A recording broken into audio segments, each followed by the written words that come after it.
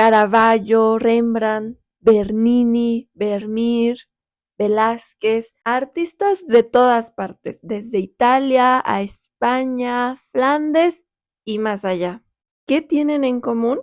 El dramatismo, la teatralidad, el manejo de la luz, ese anhelo por retratar la vida tal cual es, con todas sus matices, desde lo más claro hasta lo más oscuro, con sus vueltas, subidas y bajadas, con todos sus dolores, sus imperfecciones y sus excesos. Y claro, con una rayita más de emoción. Eso fue precisamente el barroco. Pero recordemos un poco el periodo que le antecedió, el Renacimiento. Una época marcada por el humanismo y el redescubrimiento del mundo antiguo. Mientras el arte y el pensamiento florecían, el centro del poder espiritual en Europa tambaleaba, la Iglesia Católica. Y no por culpa del humanismo, sino por sus propios excesos, la venta de indulgencias, la corrupción, el lujo desmedido y los pecados dentro de la misma sede episcopal. Fueron erosionando poco a poco la autoridad de la Iglesia y su poder, incluso geográficamente, se comenzó a desplazar. Durante casi 70 años, la sede del papado se situó en Aviñón, Francia. Mientras tanto, Roma caía en el abandono. Sin papas, sin recursos, pasó la ciudad eterna a la decadencia. Mientras tanto, ciudades como Florencia o Siena se volvieron el foco cultural. Y para cuando regresó la sede pontificia a Roma en el 1377, que se encontraba en ruinas, más en ruinas, se decidió tomar las riendas del catolicismo. Y para ello se concibió un proyecto tan ambicioso como simbólico: reconstruir la Basílica de San Pedro. Una obra que no sería solo un templo, sino la mayor iglesia jamás construida. Un manifiesto arquitectónico en sí mismo, del poder espiritual y terrenal de la iglesia. Un proyecto que duró 126 años. Pero claro que un proyecto de tal magnitud requería enormes recursos. Y una de las formas en que se financió la obra fue con la venta de indulgencias, razón misma por la que años después, en el 1517, el fraile agustino Martín Lutero clavara sus 95 tesis en las puertas de Wittenberg, denunciando así punto por punto lo que él consideraba una traición contra la verdadera cristiandad. Por supuesto que la iglesia no tardó nada en expulsarlo, pero para entonces el daño ya estaba hecho y ya había dado inicio la reforma luterana. En otras palabras, el mismo monumento que buscaba glorificar a la iglesia también fue uno de los factores que desencadenaron pues su crisis más profunda. El protestantismo comenzó a ganar más y más fuerza y seguidores por toda Europa. Y así, buscando soluciones para esta inestabilidad en la que se encontraba la iglesia, se llevó a cabo el Concilio de Trento. Se celebró entre el 1545 y 1563, casi 20 años en los cuales se discutió un montón sobre cuál sería el rumbo de la iglesia. Y ahí se tomó una decisión clara y sumamente importante. La imagen no sería prohibida, sino exaltada. El arte se convirtió en el arma más poderosa de persuasión. Todo un plan de marketing, el plan de la contrarreforma. Un movimiento no solo teológico y político, sino profundamente artístico. Porque si los protestantes despreciaban a las imágenes por ser consideradas una forma de idolatría, el catolicismo, en cambio, las usó como su arma más poderosa. El Concilio de Trento hizo bien puntual que las imágenes debían ser claras, directas, comprensibles y que captaran la atención. Debían emocionar, conmover, enseñar y no confundir, ni incitar a la lujuria ni a cualquier otro pecado. Pero sobre todo, debían de transmitir con fuerza las verdades de la fe, el sacrificio, la redención, los santos y los milagros. El arte dejó de ser una celebración del ideal clásico y se convirtió en un acto de devoción y de propaganda. Y ahí es donde entra él, Michelangelo Merisi da Caravaggio, el pintor que mejor entendió la tarea que encomendaba la iglesia a los artistas. Pero a pesar de que sí era directo, sí conmovía y sí mostraba los dogmas de la fe, también escandalizó y un montón. Nació cerca de Milán, en el pueblo de Caravaggio, en el año 1571. Michelangelo estudió de cerca a Leonardo da Vinci y a Tiziano. Más tarde algunos dicen que huyendo de sus propios demonios y del caos en el que se encontraba en ese momento la ciudad de Milán y toda esta zona, hay otros quienes dicen o creen y afirman que siguiendo los pasos de Tiziano llegó a Roma, donde aún hoy podemos encontrar la mayoría de sus obras. Tenemos jugadores de cartas, también la crucifixión de San Pedro y por supuesto la vocación de San Mateo, también las 7 obras de misericordia, la muerte de la Virgen, el entierro de Cristo, la cena de Maú, la flagelación de Cristo, por supuesto Judith y Holofernes, el sacrificio de Isaac, la resurrección de Lázaro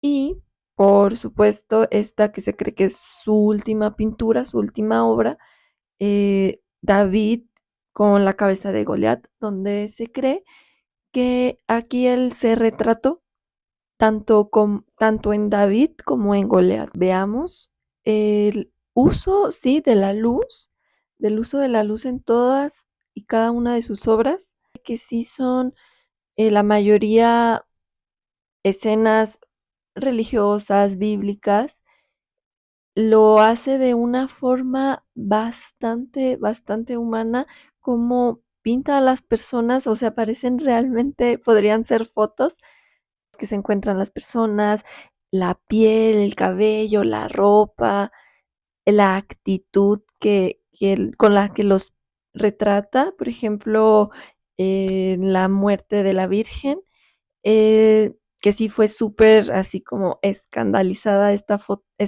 esta pintura, eh, ya que pues parecía, ¿no? Como muy real y decían que pues parecía alguna prostituta que sacaron del río, ¿no? Bien vemos esta obra de Madonna di Loreto o Los Peregrinos, en donde se muestra a la Virgen con el niño Jesús y los peregrinos, ¿no? O sea, como que van, tocan la puerta y así de, oiga, déjenos ver, ¿no? Al niño. Y pues ella sale así, ¿no? Incluso se ve como se recarga en la pared y a mí me parece una muestra muy humana, o sea, una mujer que al final de cuentas era humana, una madre humana. em, pero sí, fue criticada por parecer muy sensual, ¿no? Su vida fue bastante trágica, bastante barroca. Tuvo que huir de Roma después de haber cometido un asesinato. Lo metieron a la cárcel, huyó de esta cárcel, así que se fue a Nápoles, huyó a Malta, murió a los 38 años. Tenía solo 38 años e intentaba regresar a Roma. Sí dejó una huella bastante profunda en la historia del arte. Inspiró a generaciones de artistas por todo el mundo y me atrevo a decir que al día de hoy es uno de los artistas más influyentes del arte. Marcó el inicio de una nueva forma de ver el arte como una experiencia total y como espejo del alma. Ahora, que el barroco no solo se pintó, también se construyó. Y si hay un lugar en el que ese barroco arquitectónico tomó forma como acto de poder y de fe, sin duda, fue en San Pedro, la Basílica de San Pedro en el Vaticano. Su construcción comenzó en el año 1500 y terminó en el 1626. La obra pasó por manos de varios artistas, hacían por aquí, deshacían por allá, morían y nomás no terminaba nada. Pasó desde Alberti, que hizo planos, Amante, que fue quien decidió demoler la antigua basílica paleocristiana y que fue muy criticado por eso. También fue el quien puso la primer piedra de la actual basílica. Pasó por Rafael Sanzio, también Miguel Ángel, quien fue quien diseñó la cúpula que al final sí se llevó a cabo, pero pues ya mucho tiempo después de que él ya había fallecido. Influenciado por la cúpula de Brunelleschi en Santa María del Fiore, en Florencia. Recordemos que pues Miguel Ángel creció en Florencia. Dieron mano otros renacentistas como Domenico Fontana, que fue quien levantó un montón de obeliscos por toda la ciudad. También de la Porta, que hizo varias fuentes, como las laterales que están en la Plaza Navona y la famosa de las Tortugas. Todos estos hasta el momento renacentistas. Ahora sí, en el 1600 el señor barroco Carlo Maderno fue quien construyó la fachada actual y hizo algunos otros cambios, como que sacó, o sea, como que amplió la parte frontal, la sacó un poco y sí se le criticó porque entonces la cúpula ya no se veía tanto, pero bueno, o sea, que si estás de frente, o sea, enseguida de la basílica, porque por toda la ciudad se ve esa cúpula. Y por supuesto que la basílica no podía estar terminada sin antes llenar su interior de ornamentación. Y para ello, nadie como Bernini, Gian Lorenzo Bernini, exponente en mayúsculas del barroco, uno de los encargados de recuperar la magnificencia de Roma. Creó el baldaquino, una estructura gigantesca de bronce que se alza justo sobre el altar mayor y tumba de San Pedro. Fun fact: esta tarea, el papa del momento mandó utilizar el cobre que se encontraba en los rosetones del Panteón de Agripa, dando lugar a esta famosa frase de que lo que no hicieron los bárbaros, lo hicieron los Barberini, ya que el Papa octavo, que era el del momento, era de la familia Barberini. Bernini tenía 25 años cuando se le encargó el proyecto y unos años después el mismo Bernini diseñó nada más ni nada menos que toda la plaza de San Pedro. Este gran espacio elíptico conformado por dos brazos de columnas que parecen extenderse como una bienvenida divina. Eso justamente es el barroco. Un arte que no espera que vayamos a él, sino que tiene y es tanto que viene a nosotros. Pero Bernini no paró ahí. Entre sus obras encontramos también la fuente central de la Plaza Navona, la fuente esta de los Cuatro Ríos, el éxtasis de Santa Teresa y toda la capilla Cornaro en la iglesia de Santa María de la Victoria, la iglesia de San Andrea al Quirinale, el rapto de Proserpina, entre otro montón de esculturas e iglesias. El barroco mismo corría por sus venas. Ahora, que así como dice el historiador del arte Valdemar Januzak, Bernini era guapo, rico, arrogante, encantador y mujeriego. El yin, la parte masculina del barroco. Entonces, Francesco Borromini era todo lo contrario. El yin, su lado femenina. Y también conocido exponente de la época barroca. Podemos ver su carácter ingenioso y experimental en obras como la iglesia de San Carlo alle Quattro Fontane.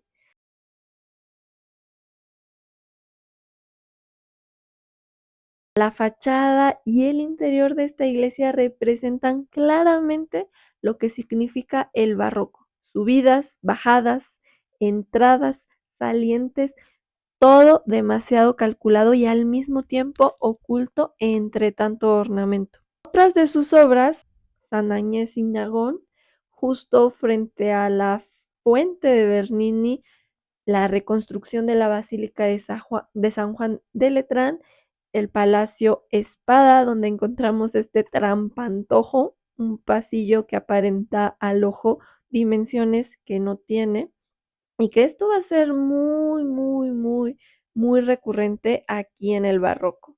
Estos trampantojos, ¿no? Este uso de la ilusión óptica. Estos dos personajes, Borromini y Bernini, no solo fueron estelares del barroco, fueron la síntesis del movimiento, pero también reflejo de dos visiones enfrentadas, ya que sí existía una rivalidad muy fuerte entre ambos artistas. Bernini, el favorito del papado, dominaba Roma con su teatralidad y su genio versátil, escultor, arquitecto, escenógrafo, un verdadero artista cortesano. En cambio, Borromini era más reservado y con una vida un poco más tormentosa, rompía las reglas desde la arquitectura, jugando con la geometría, la luz y la emoción. Su rivalidad no fue solo personal, sino que fue estética.